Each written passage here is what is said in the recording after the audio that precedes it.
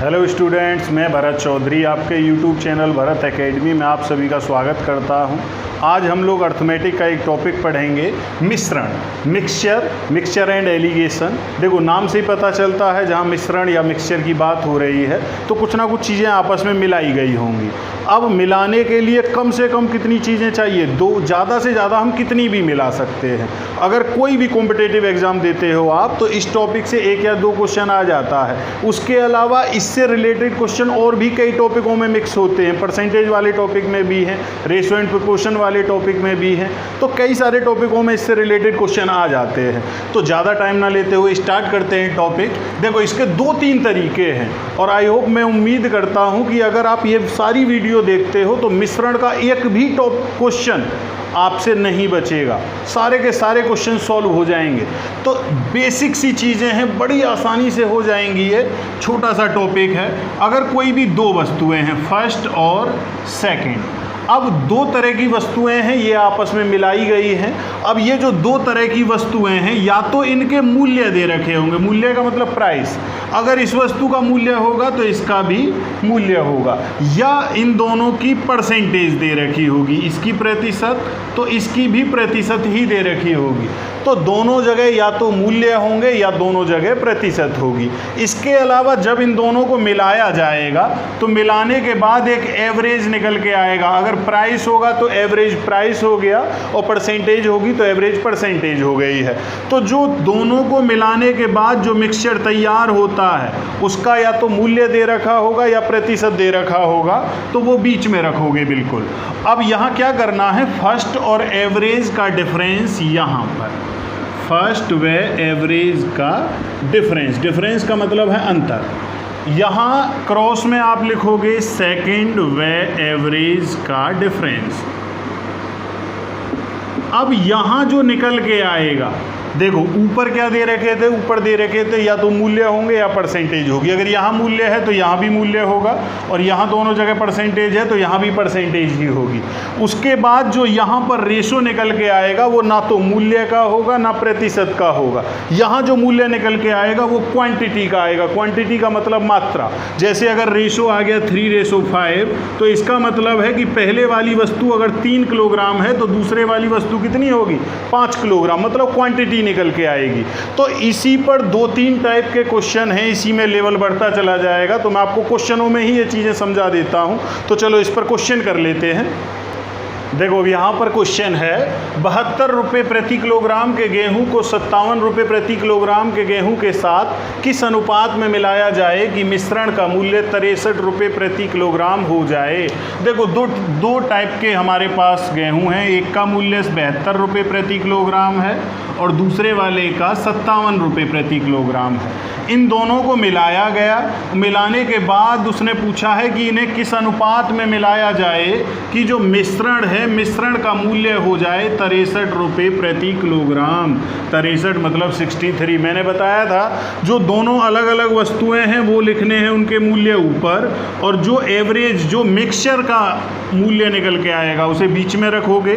अब 72 और 63 में अगर अंतर निकालते हो तो 9 का अंतर है, 57 और 63 में अंतर निकालते हो तो ये अंतर है आपका 6 का। अगर हम रेशो निकालते हैं तो रेशो में जो कॉमन होता है वो कट जाता है, 3 से ये 2 बार कट गया, ये 3 बार कट गया, तो आंसर आ गया हमारा 2:3। तो इन्हें किस अनुपात में मिलाया गया है, 2:3 के अनुपात में। अगर पहले वाली वस्तु 2 किलोग्राम है तो दूसरे वाली वस्तु 3 किलोग्राम, मतलब ये जो पहले वाले गेहूं हैं वो 2 किलोग्राम मिलाए गए होंगे और जो दूसरे वाले गेहूं हैं वो 3 किलोग्राम मिलाए गए होंगे। तो ये रेशो आ गया है। अब पहला टाइप तो यही आ गया है, रेशो वाला।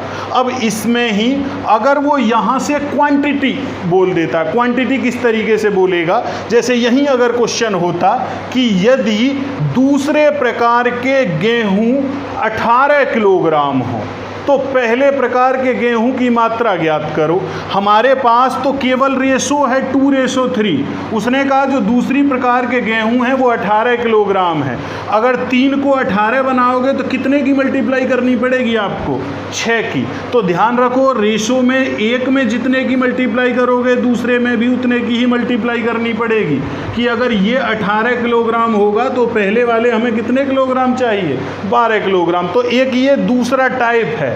देखो यहाँ जो क्वेश्चन था उसका आंसर तो केवल वही था 2:3। ये जो मैंने आगे ऐड किया वो तो आगे वाले टाइप समझाया आपको कि हो सकता है रेशो की जगह वो क्वांटिटी पूछने लगे, तो एक क्वेश्चन क्वांटिटी पर भी कर लेते हैं अभी। देखो अभी यहाँ पर क्वेश्चन है 63 रुपये प्रति किलोग्राम की चाय 90 रुपये प्रति किलोग्राम की चाय के साथ इस प्रकार मिलाई गई है कि मिश्रण का मूल्य 72 रुपये प्रति किलोग्राम हो जाता है।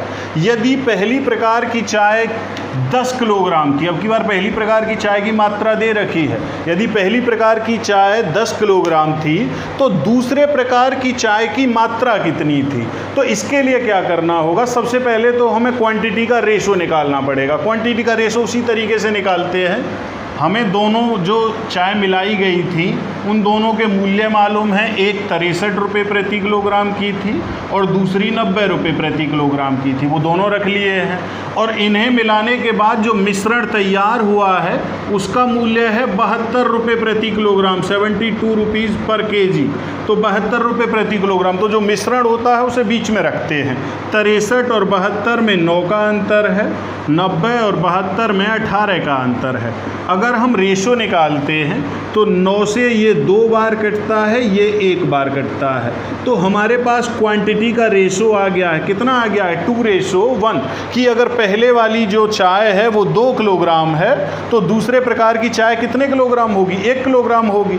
अब यहाँ उसने बोल रखा है कि पहली प्रकार की जो चाय है वो कितने किलोग्राम है, 10 किलोग्राम।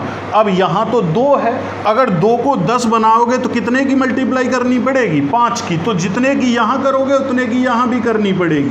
तो दूसरे प्रकार की जो चाय है वो कितने किलोग्राम हो गई, 5 किलोग्राम। तो यही आंसर हो गया है।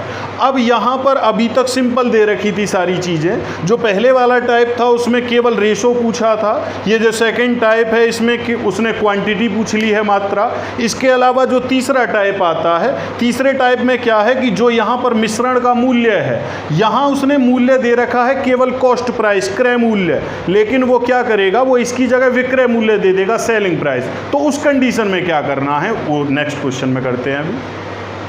अब यहाँ पर क्वेश्चन है, एक दुकानदार 100 रुपये प्रति किलोग्राम के चावल को 50 रुपये प्रति किलोग्राम के चावल के साथ मिलाकर मिश्रण को 96 रुपये प्रति किलोग्राम की दर से बेचकर 20% लाभ कमाता है। किस अनुपात में दोनों प्रकार के चावल मिलाए गए। देखो अब की बार क्या है, जो 2 प्रकार के चावल हैं, एक का मूल्य है 100 रुपये प्रति किलोग्राम, दूसरे वाले का है 50 रुपये प्रति किलोग्राम।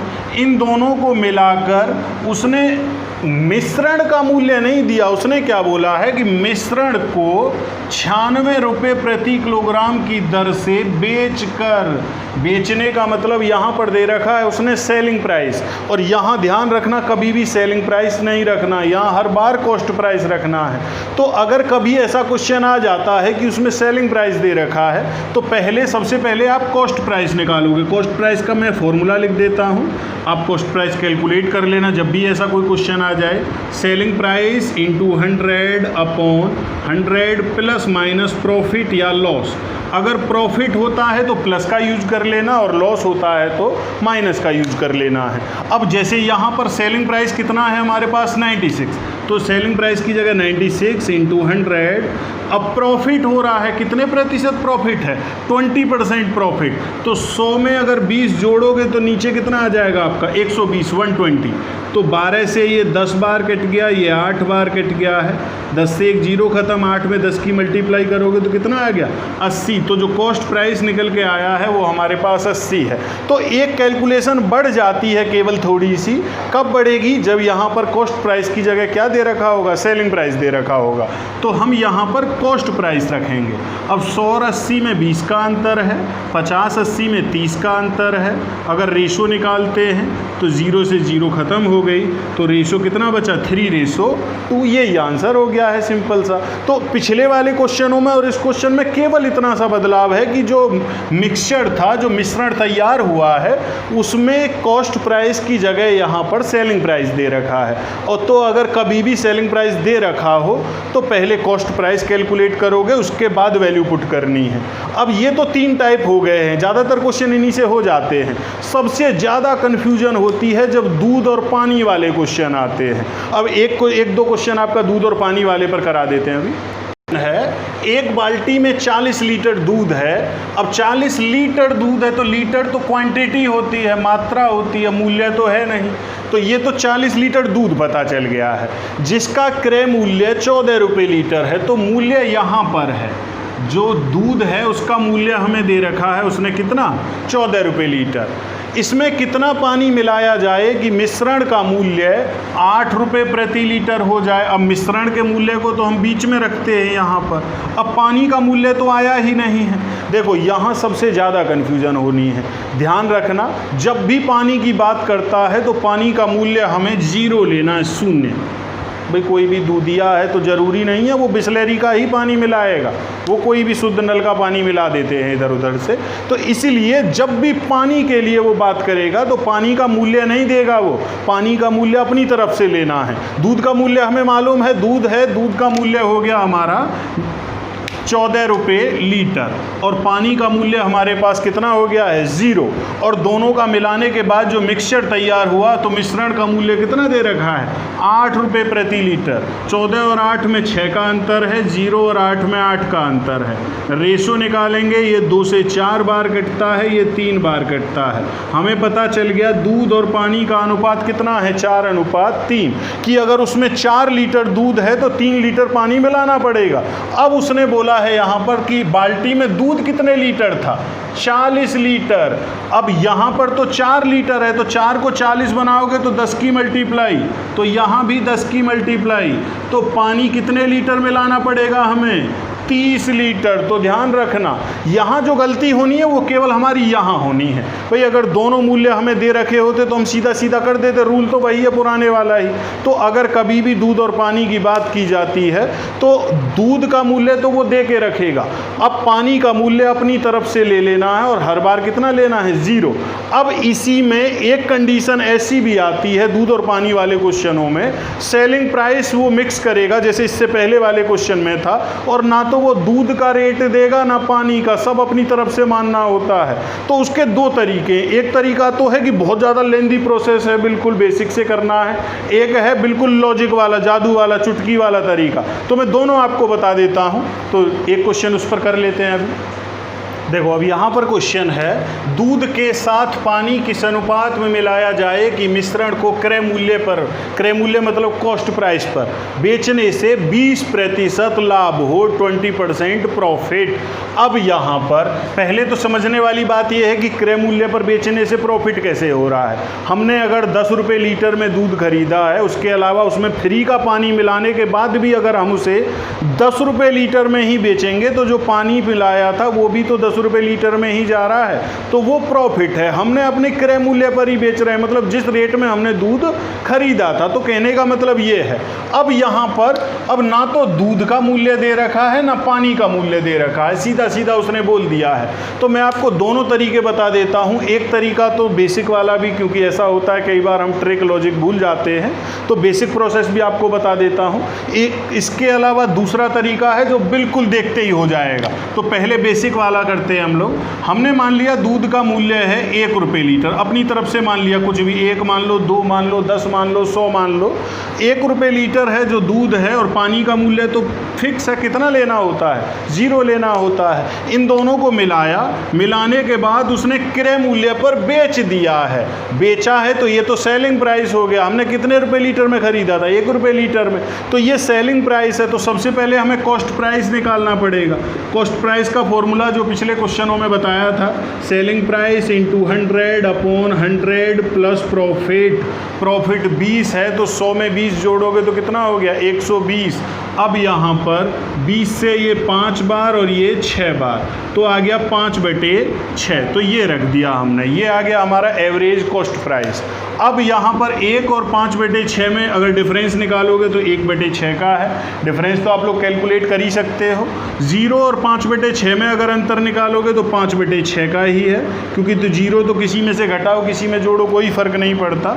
अगर हम रेशो निकालते हैं तो रेशो निकालेंगे तो ये 6 से 6 कट गया, तो रेशो हमारे पास कितना बचा 5:1। तो ये तो हो गया हमारा बिल्कुल बेसिक तरीका मान सकते हैं जिसमें हमें मूल्य मानना पड़ेगा अपनी तरफ से। इसके अलावा एक बिल्कुल छोटी सी मैं आपको ट्रिक बता देता हूँ इसकी। जब भी ऐसा क्वेश्चन आ जाए, वो बोलता है कि दूध के साथ पानी मिलाया है या स्प्रिट के साथ पानी मिलाया, मतलब उसमें एक चीज़ मूल्यवान होगी और एक चीज़ फ्री की होगी, और उन दोनों को मिलाकर वो कॉस्ट प्राइस पर ही बेचेगा जिस मूल्य पर उसने वो मूल्यवान चीज़ खरीदी थी। तो उसे जो प्रॉफिट होगा, प्रॉफिट का परसेंटेज दे रखा होगा। अब यहाँ पर उसने जो प्रॉफिट का परसेंटेज दिया है वो दिया है 20%। तो 20% को हम लिख सकते हैं 20/100। 20 से ये एक बार कट गया, ये 5 बार कट गया। जो ऊपर वाली मात्रा है वो पानी की है और जो नीचे वाली मात्रा है वो दूध की है। तो उसने पूछा है यहाँ पर दूध के साथ पानी किस अनुपात में मिलाया जाए, मतलब मिल्क और वाटर का रेशो बताना है। तो मिल्क 5 है और वाटर 1 है। ये आंसर हो गया हमारा सिंपल सा। अब इतना सा करना है, जो भी यहाँ पर प्रॉफिट परसेंट है, जब हम परसेंटेज हटाते हैं तो अपोन में 100 आ जाता है। 20% था तो 20/100 हो गया। जो कट जाएगा उसे काट दो। जो ऊपर वाला है वो पानी है और जो नीचे वाला है वो दूध है। अगर दूध और पानी का अनुपात पूछता है तो 5:1, और पानी और दूध का पूछता तो 1:5। जो पहले बोला जाएगा उसे पहले रख दोगे, जो बाद में बोला जाएगा उसे बाद में। तो बड़ा सिंपल सा है। अब यहाँ पर इसके अलावा इसमें एक टाइप और आता है। वो कहेगा कि हमारे पास कोई भी कनस्तर है, उसमें 100 लीटर दूध भरा हुआ है, उसमें से 10 लीटर दूध निकाला और उसकी जगह 10 लीटर पानी भर दिया। तो पहले तो 100 लीटर केवल दूध था, फिर उसमें से दूध को तो निकाल दिया है, उसकी जगह पानी भर दिया। तो पानी दूध में क्या हो जाएगा, मिक्स हो जाएगा। वो फिर उसमें से 10 लीटर निकालेगा। तो अगर अब की बार 10 लीटर निकालेगा तो केवल दूध नहीं निकलेगा, उसमें पानी मिक्स हो चुका है, तो दूध और पानी दोनों निकलेंगे। तो वो ऐसे क्वेश्चन होंगे, वो कहेगा ये काम 2 बार किया गया, 3 बार किया गया, इसके बाद दूध की मात्रा कितनी है, अब इसमें शुद्ध दूध कितना बचा हुआ है। तो इस टाइप का एक क्वेश्चन मैं बता देता हूँ आप लोगों को। देखो अब यहाँ पर क्वेश्चन है, एक कनस्तर में 50 लीटर शराब है। कनस्तर में मात्रा दे रखी है 50 लीटर शराब है। इसमें से 5 लीटर शराब निकालकर इसके स्थान पर पानी भर दिया गया। इसके बाद यह प्रक्रिया 2 बार और दोहराई गई। अंत में बने मिश्रण में शराब की मात्रा कितनी थी। अब इसके लिए 2 तरीके, एक तो मैं ट्रिक, एक फॉर्मूला बता देता हूँ आपको। फॉर्मूला है n बार क्रिया के बाद मिश्रण में शराब या दूध जो भी होगा उसकी मात्रा जब भी पूछेगा तो x × 1 माइनस y/x और इसकी होल पावर है n। x है यहाँ पर जो शुरुआत में मात्रा थी, तो यहाँ पर शुरुआत में मात्रा कितनी थी 50, तो x की जगह हम 50 रख सकते हैं। y है निकाली गई मात्रा, तो कितनी मात्रा निकाल रहे हैं हर बार हम 5 लीटर, तो y की जगह आप 5 रख देना। n है ये काम कितनी बार किया गया, देखो शुरुआत में किया गया था, इसमें से 5 लीटर शराब निकालकर इसके स्थान पर पानी भर दिया गया। इसके बाद यह प्रक्रिया 2 बार और दोहराई गई, दोहराई मतलब रिपीट की गई है।